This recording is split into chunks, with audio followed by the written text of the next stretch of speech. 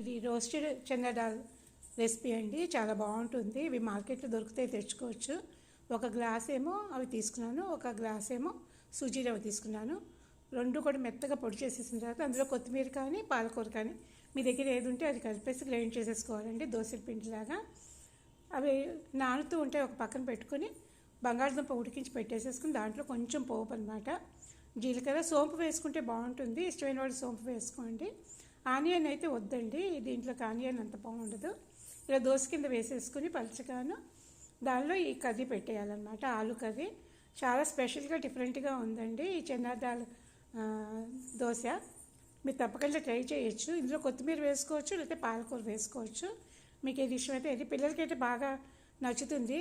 చూడ్డానికి అయితే పెసరట్టుగా ఉంది కదండి, కానీ పెసరట్టు టేస్ట్ అయితే అసలు ఏమీ లేదు, చాలా డిఫరెంట్గా ఉందన్నమాట. జీలకర్ర సోంపు వేసుకోండి, చాలా బాగుంటుంది. కర్రీలో కావాల్సిన వాళ్ళు ఆమ్చూర్ పౌడర్ కూడా వేసుకోవచ్చు అండి, నచ్చితే కనుక. కొంచెం పుల్లగా ఉండాలి అనుకునేవాళ్ళు, లేకపోతే ఆమ్చూర్ పౌడర్ అవసరం లేదనమాట. ఇలా రెండు వైపులా కాల్చేసి, ఇది చట్నీ అది ఏమి అవసరం లేదండి, ఇట్లాగే మనం డైరెక్ట్గా తినేసేయచ్చు అనమాట.